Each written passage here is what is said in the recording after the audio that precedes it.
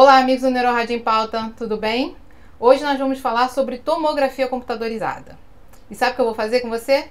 Pegar na sua mão e dar espaço inicial para você começar a identificar as possíveis alterações da tomografia computadorizada de crânio que podem aparecer lá no seu plantão de emergência. Gostou? Deixa a sua curtida já e antes da gente começar, não se esqueça de se inscrever no canal e de ativar o sininho para receber as notificações. Vamos lá?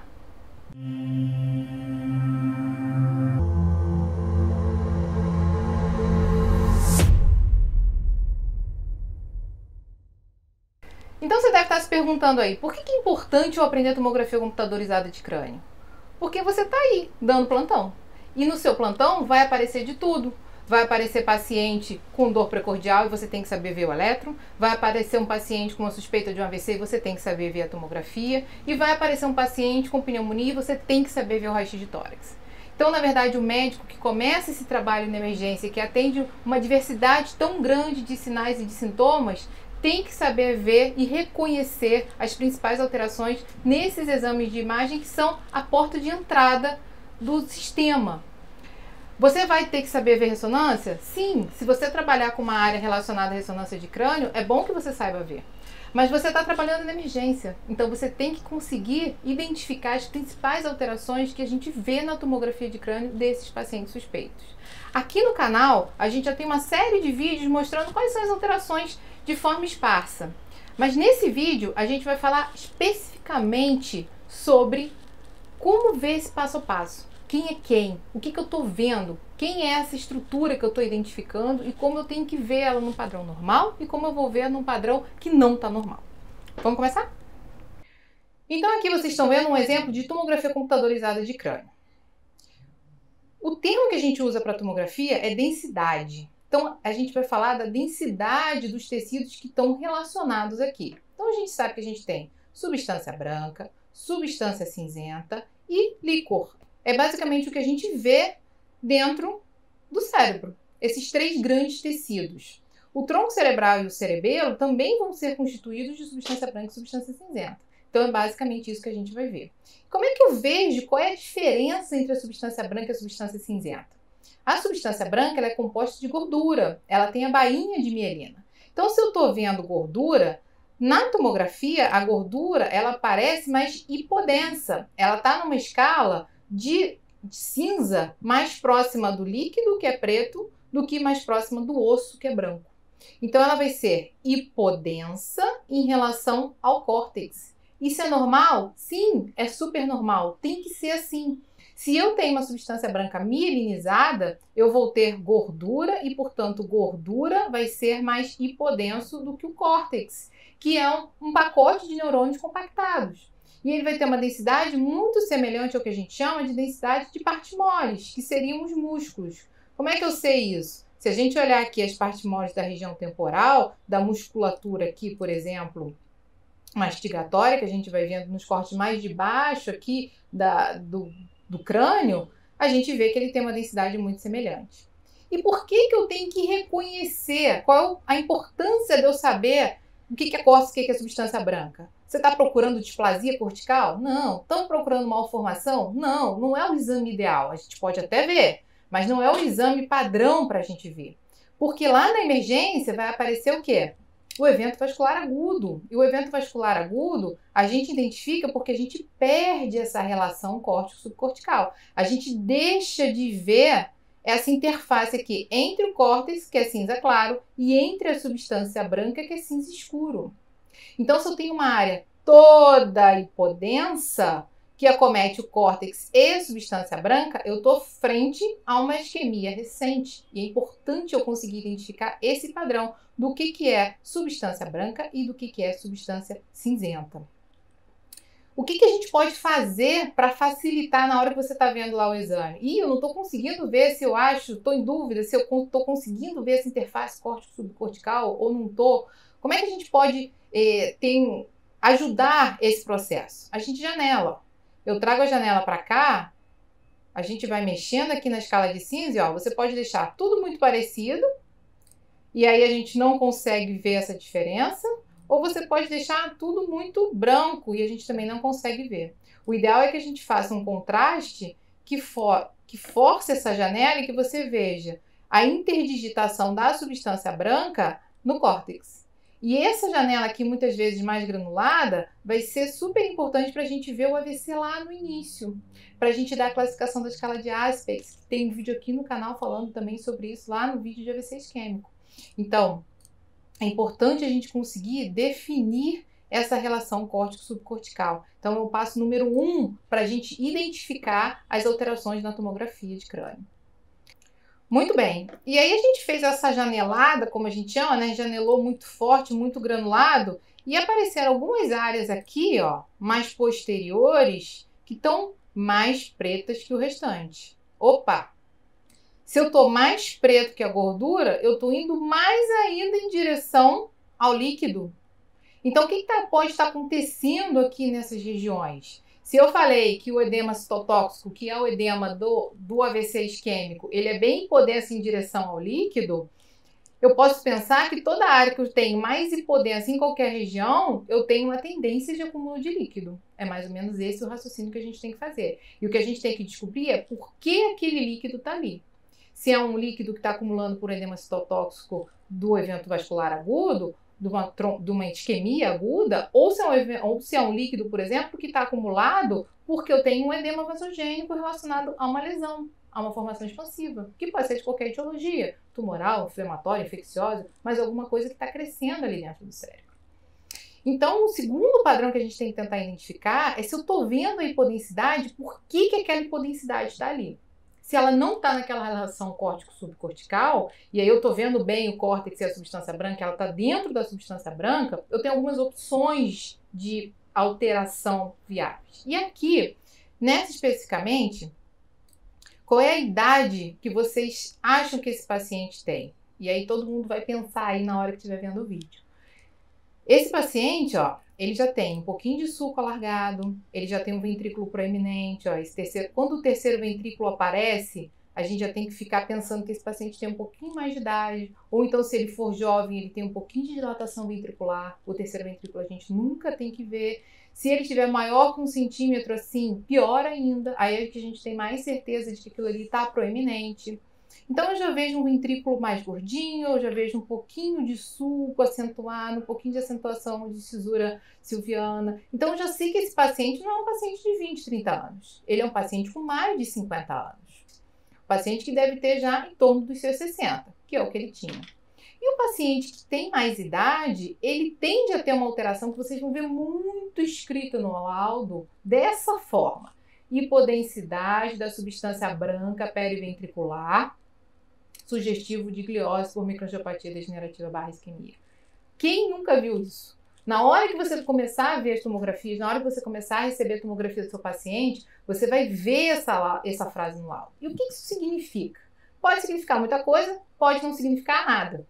A gente tem aqui no canal também uma aula sobre demência falando um pouquinho dessas escalas, das escalas de demência, e uma delas é essa escala de Fasecas. Qual é a ideia? A gente sabe que com o tempo o paciente vai tendo pequenas alterações vasculares cumulativas ali. E aquilo ali pode gerar uma hipodensidade periventricular. Ah, é um AVC? Foi um AVC antigo? Não. O AVC antigo ele vai ficar muito igual ao líquor, porque ele tem que ser... O tecido morreu e foi substituído por líquido. Então o AVC antigo ele fica, o que a gente chama de malácia, ele fica bem pretinho igual ao líquor. O que a gente está vendo aqui é uma hipodensidade intermediária entre a densidade do líquor, que é líquido, e a densidade da gordura. Então, eu tenho uma gordura com um pouquinho mais de líquido. Isso, no paciente com mais idade, se não chega na região cortical, muitas vezes pode ser um evento isquêmico subcortical? Pode, é mais difícil. Mas nos pacientes acima de 60 anos, principalmente, a gente tem que considerar a possibilidade de gliose. E a gliose é um processo crônico. Se você tem muita gliose, significa que você tem muita doença vascular de pequenos vasos. E isso pode, lá no final, gerar pequenos infartos lacunares, contribuir para a sua atrofia cortical e gerar o que a gente chama de demência de origem vascular. Mas lá no início, ela começa de forma mais branda. Então, é muito comum a gente ver nos pacientes com um pouco mais de idade que vão à emergência fazer, por algum motivo, essas áreas hipodensas. Não se assustem as áreas hipodensas que são periventriculares. Então, por que a gente tem que saber isso? Para você não se assustar e achar que ele está fazendo um infarto aqui na transição frontoparietal bilateral. Se eu estivesse pensando no infarto frontoparietal bilateral, eu poderia pensar numa síndrome de baixo débito, porque está faltando sangue exatamente nas interfaces de circulação. Então, a gente leva o paciente para uma doença que, na verdade, não existe. É só um achado de imagem que, isolado, não reflete muita coisa, mas que, se ele progredir ao longo do tempo, ao longo desses anos, e for piorando essa gliose, essa doença microvascular, ele pode ir lá na frente da demência, mas agora ele não tem nada. Então, esse é o segundo parâmetro que a gente tem que conseguir avaliar. Existem essas pequenas alterações de substância branca periventricular que acontecem no paciente com mais idade que a gente tem que ficar esperto para não dar doença onde não existe. É muito importante a gente saber ver o normal para saber quando está anormal. Porque ver o anormal só, a gente esquece de como é o padrão das variantes do normal. Principalmente essas variantes que acontecem ao longo das faixas etárias. Um outro terceiro compartimento que a gente tem que olhar é o ventrículo. Muitas vezes o ventrículo dilatado, o ventrículo grande, ele vai fazer o problema do paciente. Ele pode estar relacionado à hipertensão intracraniana, ele pode estar relacionado à hidrocefalia, porque você tem uma massa comprimindo o ventrículo e o ventrículo fica grande. E aí o ventrículo, ele tem que estar preenchido por líquor, então ele tem que estar todo pretinho e ele tem que ser proporcional ao resto dos sulcos corticais. Esse ventrículo está um pouquinho mais gordinho do que o habitual? Talvez, mas o sulco também está um pouquinho mais acentuado do que um paciente jovem? Sim. Então ele é um paciente com 60 anos com um cérebro bom. Ele tem um ventrículo ok para o padrão de sulco cortical que ele tem. Eu não tenho que pensar que existe uma hidrocefalia, eu não tenho que pensar que existe nada compressivo que esteja impedindo essa drenagem do líquor e, por algum motivo, gerando um mecanismo hipertensivo ali que vai levar a uma dilatação ventricular. Então, você sempre olha o padrão do ventrículo também. E, associado a isso, o padrão dos sulcos corticais, como eu falei. Então, a gente sempre fazer essa interface entre o que é o tamanho do ventrículo e o que é a acentuação do sulco ou não. Ah, porque eu não estou investigando a demência na emergência. Não. Você não está investigando isso, mas você tem que entender qual é essa relação para poder ver se aquele ventrículo pode estar doente e é a causa do sintoma do seu paciente. Por que você tem que saber se o ventrículo está doente? Porque muitas vezes ele vai chegar associado a um edema de tronco cerebral por transudação licórica e aí o seu paciente vai estar com cefaleia, com tonteira, com alterações de função do tronco cerebral. Então é muito complicado a gente não saber o que acontece. Olhando agora para o compartimento infratentorial, a gente tem que ter na cabeça tomografia e tronco cerebral não combinam. Poxa, mas eu nunca vou fazer tomografia para avaliar o tronco cerebral? Claro que não. A tomografia é o que você tem ali na emergência, então é o que você vai fazer. Mas o que a gente quer ver no tronco cerebral? Grandes lesões. A gente quer ver um hematoma, a gente quer ver uma lesão isquêmica grande. As coisas pequenas, as alterações pequenas, a gente não vai ver na tomografia. Por quê? Porque a tomografia, na base do crânio, ela tem essa interface aqui do osso, da mastoide com ar, dos dois lados, que é relativamente grande em relação ao conteúdo de parênquima que existe aqui. Então, quando a gente olha lá para cima, você tem muito cérebro e pouco osso. O osso dá menos artefato.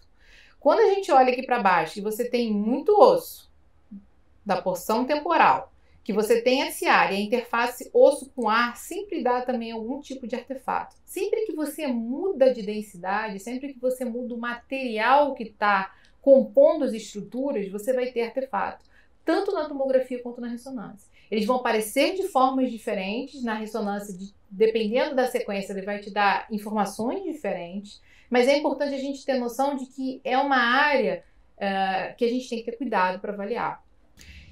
Então, você pensar que vai ver um infartinho de tronco aqui porque o paciente está tonto, não vai ver. A gente vai ver o hematoma de tronco cerebral. Sangrou porque teve um cavernoma, porque foi um pico hipertensivo, porque foi, enfim, alguma anomalia vascular, tudo bem, tudo a gente vai ver. Agora, aquele infartinho lacunar que você vê brilhar lá na difusão, a gente não vai ver. A gente não vai conseguir dar esse diagnóstico na tomografia. O cerebelo, reparem aqui o que é o artefato, né? Aqui, ó. a gente vê essas linhas vindo para cá em direção ao tronco cerebral, isso prejudica a avaliação da hipodensidade. Ó, reparem que aqui parece que está faltando um pedaço da ponte. Ah, esse exame está mal feito? Não, é assim. A tomografia tem essa dificuldade de avaliar a fossa posterior, mas isso não inviabiliza da gente usá-la para avaliação de padrões maiores de acometimento da fossa posterior. O cerebelo é a mesma coisa. Vamos olhar com critério, mas os infartos cerebelares, os maiores, a gente também consegue ver, ainda mais porque eles têm aquele aspecto em cunha do infarto, né? Então ele sempre vai ter esse aspecto de base dural e com um aspecto triangular, com a ponta do triângulo voltada para dentro da estrutura, do mesmo jeito que acontece a cunha do crânio, né? Então é importante a gente saber disso e ter cuidado com isso. Outros compartimentos que a gente tem que olhar já que você está vendo a tomografia de crânio. Não se esqueçam de olhar o que está em volta e o que pode também causar sintoma. Então, olhar como é que está a órbita. A órbita, ó, ela tem a gordura da órbita, que ela é bem pretinha, tá vendo? É gordura pura, é diferente daquela gordura da substância branca. Então, a gente coloca aqui numa janela mais cinza, com menos contraste, para você ver que existe um tecidinho ali, que existe aqueles vasinhos ali cruzando, ó, a veia oftálmica superior passando aqui. Pode ser uma doença de órbita? Pode, causando dor. Os seios paranasais estão normoerados e aí fica mais fácil de você olhar botando numa janela óssea. Então, a gente vê se o seio está todo normoerado, ó. Tem que estar preto, porque preto é ar. Então, tá preto, tá bom. Eu não tenho sinusite, muitas causas, muita dor frontal, dor na região da face. Muitas vezes é aí que a gente vai ver que tá alteração. Aproveita e passa um olho na mastoide. Ah, mas a mastoide tem que fazer corte fino? Sim, o protocolo de mastoide tem que ser direcionado para a mastoide. A gente vai fazer um filtro ósseo, como a gente chama, mais específico para ver mastoide. A gente vai fazer o corte bem fininho ali em cima, a reconstrução para aquela região. Eu não quero ver se o paciente tem uma malformação de cadeia ossicular aqui. Num exame de crânio global, eu quero ver se existe velamento de célula de mastoide. Se ficou cinza ou se está assim, pretinho, errado, como eu quero. Eu quero ver se eu tenho alguma coisa estranha aqui no conduto auditivo externo. E eu quero ver se eu tenho algum alargamento do conduto auditivo interno, como a gente vê aqui. E se eu tenho velamento da caixa timpânica, que é essa região aqui, onde a gente vê os ossículos aqui nessa região. Então é importante a gente determinar esses grandes padrões de acometimento das estruturas que estão em volta do cérebro, que também podem ser causa de alterações, principalmente lá na emergência. Então, muito bem, esse paciente é um paciente que chegou e fez essa tomografia por conta de crise convulsiva e alteração de comportamento. O que a gente pensaria? Ele tem que ter alguma lesão ali na zona cortical. Ele já tinha tido algumas crises e essa alteração de comportamento já era antiga. Então, você não vai pensar que é um AVC super agudo que aconteceu. Na verdade, é alguma coisa que já estava ali há algum tempo. Mesmo se fosse uma alteração isquêmica, como tem mais de 24 horas, a gente deveria ver essa hipodensidade córtico-subcortical que a gente não vê. Então, só para vocês ficarem atentos que às vezes a tomografia passa como normal e a gente não pode encerrar a investigação diagnóstica ali, eu vou mostrar a ressonância dele para vocês. Essa aqui é a sequência FLAIR daquele paciente. Então, reparem como existe uma área aqui grande, córtico subcortical, na porção posterior da região parietal à direita, já fazendo transição aqui com a região occipital, que mostra essa grande alteração de sinal. Reparem que não existe um efeito expansivo significativo, a gente não viu alteração de sulco, a gente não viu alteração de densidade, a gente não viu essa relação hipodensa, que é essa perda da relação córtico-subcortical. Então, muitas vezes a tomografia parece normal e o paciente tem alteração. Então, quando a gente faz a TC, esse é um outro aprendizado que a gente tem que tirar daqui. A TC a gente faz para resolver as causas agudas, os problemas agudos. Você afastou um problema agudo naquele paciente, mas ele tem um sintoma neurológico, tem que prosseguir a investigação diagnóstica com a ressonância. Esse paciente aqui, por exemplo, tinha uma encefalite autoimune. Ele fez todo o painel laboratorial, mas na verdade ele veio fazer a ressonância, ficou sem dúvida no diagnóstico diferencial entre encefalite autoimune e tumor de baixo grau, e ele teve uma encefalite autoimune que respondeu ao tratamento, e essa imagem aqui depois no controle, ele já tinha tido. Vamos voltar do responder ao tratamento. Ele tinha uma encefalite autoimune que respondeu bem ao tratamento e quando a gente olha a história retrospectiva dele, em 2017 ele teve um quadro muito semelhante clínico e também tinha alterações na ressonância daquela época, só que eram mais na porção anterior da região temporal. Então ele voltou com lesões seguindo o mesmo padrão, em localizações diferentes e com o mesmo quadro clínico. Então é importante a gente saber a história e, segundo, a tomografia tem que ser feita para afastar a causa aguda. Mas se o sintoma é importante e persiste, tem que prosseguir a investigação com a ressonância. Mas a ressonância não é o nosso foco de hoje. Agora eu quero mostrar outros casos em que a tomografia também ajuda a identificar as principais alterações. Então aqui a tomografia super importante para a gente identificar o quê? Lembra, vamos começar naquele passo a passo que a gente acabou de fazer para aquele paciente. Então a gente tem que identificar a relação córtico-subcortical. Aqui essa janela, por exemplo, já está um pouco mais difícil da gente ver a relação córtico-subcortical. Então a gente dá uma janeladinha para tentar identificar se a substância branca e o córtex estão ok. A gente está claramente vendo que do lado esquerdo está tudo bem e que do lado direito não está nada bem. Naquele segundo ponto de avaliação que a gente tinha que ver as relações entre os ventrículos e os sulcos corticais, a gente vê que do lado esquerdo a gente tem sulco cortical normal, a gente tem cisterna aberta, a gente tem ventrículo aqui. Só que do lado direito, ó, cadê os sulcos corticais? Sumiram, estão todos comprimidos. Cadê o ventrículo lateral direito? Sumiu. E não só sumiu, como está desviado contralateralmente. É importante a gente ter noção do que é a estrutura da linha média, feita pela foice cerebral, e que aquele ventrículo tinha que estar aqui e não aqui como ele está, espremidinho e deslocado para o outro lado. E aí surge uma estrutura que a gente não vê do outro lado, e que é por isso que os sulcos apagaram. A gente vê essa coleção aqui. E como é que eu chamo isso? É uma coleção extraaxial. E aí a gente tem que tentar definir se essas lesões estão dentro do parênquima ou estão fora do parênquima, mas dentro do crânio. Então, as lesões que a gente chama de extraaxiais, muitas vezes são as lesões que estão fora do parênquima cerebral. Elas estão em outros compartimentos cerebrais. E aí os compartimentos cerebrais que a gente tem que pensar são nas relações que tem com as meninges. A gente tem um vídeo aqui no canal falando sobre compartimento cerebral. Por que é importante saber isso? Porque a gente tem a dura, a aracnoide, a pia e aí sim o parênquima cerebral. A pia está coladinha lá no córtex. A aracnoide é uma teia por onde o líquor circula. E a dura é uma paquimeninge, como a gente chama. Ela é uma estrutura fibrosa mais grossa que está mais colada no osso. Então eu posso fazer acúmulos de líquido focais nessas regiões. E dependendo de onde eu acumule, ele vai ter uma configuração que eu consigo identificar na tomografia.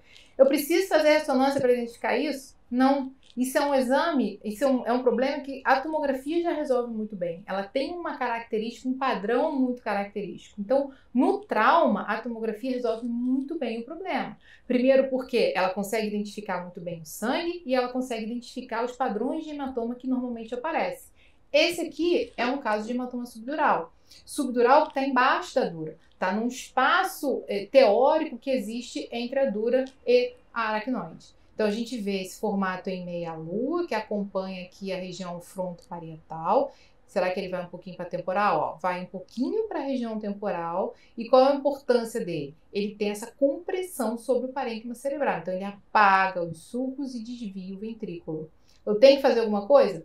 Provavelmente. Aqui você tem que chamar um neurocirurgião para avaliar e ver o que ele vai fazer. Muitos vão ter conduta conservadora, muitos hematomas, né? Não médicos. Muitos hematomas têm uma conduta conservadora e a gente espera reabsorver? Sim, outros não. Isso aí vai depender da gravidade, do grau de compressão, do grau de deslocamento da linha média. E é importante a gente observar também aqui na região temporal se existe herniação do uncus. O que é o uncus? É a porção mais medial aqui do lobo temporal, que se eu tenho uma estrutura aqui que está deslocando esse lobo temporal para cá, eu vou ter uma herniação. Por que a herniação do uncus é ruim? Porque ela vem aqui para cima do tronco cerebral e pode fazer o paciente ter uma disfunção de tronco, inclusive com parada cardíaca. Então, herniações agudas são preocupantes. O que a gente vê de característica aqui de densidade que diz para mim que isso aqui não aconteceu agora. Porque se o paciente chegou para mim agora, o que eu imagino? Ele caiu agora, ele fez um trauma agora. Mas se você perguntar, ele não caiu agora. Ele caiu há um mês. Ele caiu há mais de 4 semanas, 5 semanas. Muitas vezes ele nem lembra que caiu, ele estava sozinho e nem lembra que caiu. Isso é muito comum no idoso. Por que isso acontece? O sangramento subdural é um sangramento venoso. Ele é um sangramento lento. E esse surgimento aqui, se eu estou vendo já com uma densidade que é não tão preta quanto a do líquor, mas não tão cinza quanto a da substância branca, eu estou numa situação intermediária. Então, o sangue que eu esperava aqui, o sangue extremamente denso, parecendo osso, ele não está mais. Esse sangue já foi sendo reabsorvido ao longo do tempo. E essa reabsorção, essa densidade que eu vejo, me diz que esse trauma não aconteceu agora. Então, o idoso, muitas vezes, pode até vir porque caiu de novo. Mas o que a gente está vendo é alguma coisa que já aconteceu lá atrás. De qualquer forma, isso não tira a nossa responsabilidade de ter que chamar um neurocirurgião para avaliar esse paciente. Agora, se ele já está assim há cerca de 3, 4, 5 semanas, provavelmente, porque eu já sei que esse sangue foi sendo degradado e ele já está se tornando líquor, vamos dizer assim, entre aspas, né? Não é que ele vai se tornar líquor, mas ele vai se tornar com densidade de líquor. E aí a gente pode muitas vezes ficar com um higroma, que a gente chama, que é uma coleção que vai ficar aqui bem cinza escura, parecendo líquor, e que vai ficar ali. O paciente não conseguiu drenar, não conseguiu reabsorver, mas muitas vezes também não tem sintoma. Acaba ficando quietinho ali e acompanhando aquilo ali ao longo do tempo. Muitas vezes ele diminui um pouquinho, mas não reabsorve completamente. Mas o paciente fica sem sintoma, então fica tudo bem e ele evita uma cirurgia. Muitas vezes ele aqui teve tanto sintoma ao longo do tempo que levou a uma nova queda, que levou a uma perda de um quadro, o surgimento de um quadro neurológico relacionado a isso. Então, por mais que eu saiba que eu não tenho uma herniação aguda, eu tenho uma compressão importante que leva ao surgimento de sintomas neurológicos. Então, isso tem que ser sempre melhor avaliado. E muitas vezes a gente vai fazer a tomografia com contraste também na emergência. Então, o contraste que a gente faz é o iodo e a gente vai ver ele dentro do vaso, como a gente vê aqui. O contraste ele é bem denso também. Então, ele vai ficar muito semelhante ao sangue. A gente tem que saber diferenciar que é contraste não sangramento. Isso é bem importante. E por que a gente faz o contraste? Tem várias indicações. Mas aqui, por exemplo, a gente está vendo que essa paciente veio com uma proptose. E existe alguma coisa bastante estranha aqui, ó. A gente está vendo que esse osso da parede da órbita é de uma espessura e esse osso é de outra espessura. Então, como é que eu vou avaliar melhor isso aqui? Colocando na janela óssea. E aí você vê a janela óssea, existe uma alteração da composição ali naquela região. Eu estou vendo aqui que eu tenho que ter a tábua interna, a tábua externa e a díploe, que tem gordura. Se ela tem gordura, ela vai ser mais hipodensa, por isso que ela não tem esse aspecto de osso compacto que é bem branquinho. E aqui eu tô vendo tudo branquinho. Eu tô vendo uma hiperostose óssea cometendo ali a parede lateral da órbita e aqui a porção anterior dos fenóides. Então existe uma hiperostose nesses ossos da base do crânio que podem levar a complicações aqui nos forames que passam nessa região, incluindo a fissura orbitária superior aqui, mas que pode ter alguma coisa acompanhada aqui na região temporal. Então é importante a gente injetar para identificar melhor o que a gente tem nas partes moles. Para vocês terem uma ideia da tomografia sem contraste, a gente não vê muita coisa ali naquela região temporal. E aí a gente injeta o contraste e começa a ver todo esse padrão vascular mais exacerbado normal, contraste aqui no seio venoso também, e uma formação expansiva aqui captando o contraste junto a essa área de hiperostose óssea, que a gente classifica como um meningioma. Então, o meningioma também é uma lesão de origem extraaxial, mas que também está associada a essa importante área de hiperostose e que pode determinar alterações compressivas e alterações aqui do seio cavernoso nessa região, como a gente vê aqui, que é essa estrutura que está aqui, o seio cavernoso. Então, a gente vê se ele se estende aqui para essa região, se ele comprime, se ele invade, se ele ocupa essa parede lateral, que é onde estão passando os pais cranianos para o olho, por exemplo. E além dessa exostose óssea, e além dessa proptose ocular que ela tem, associada a essa hiperostose óssea, ela pode ter também uma disfunção por conta do acometimento desse tecido de partes moles aqui em direção ao seio cavernoso e fissura orbitária. Então, importante a gente muitas vezes injetar o contraste para definir onde está a lesão. Então, hoje a gente falou sobre tomografia computadorizada. E eu dei aqui um passo a passo para vocês do como começar a analisar essas alterações. O que a gente tem que ver primeiro? Interface córtico-subcortical. As densidades estão preservadas? Sim, não. O que eu estou vendo depois? Os ventrículos e a relação dos ventrículos com os sulcos. Está tudo preservado? Sim, não. Eu tenho ventrículo grande, eu tenho sulco acentuado, eu tenho sulco normal de um lado, mas anormal de outro. Eu estou vendo alguma coisa de um lado que eu não estou vendo do outro. Olhar os espaços ao redor, olhar seios da face, olhar mastoide, olhar o osso. Importante, muitas vezes o osso está doente. E avaliar a necessidade do contraste para identificação de lesões, sejam elas pequenas como essa, mas que determinavam muita alteração óssea associada, sejam elas lesões maiores que podem estar associadas a edema vasogênico.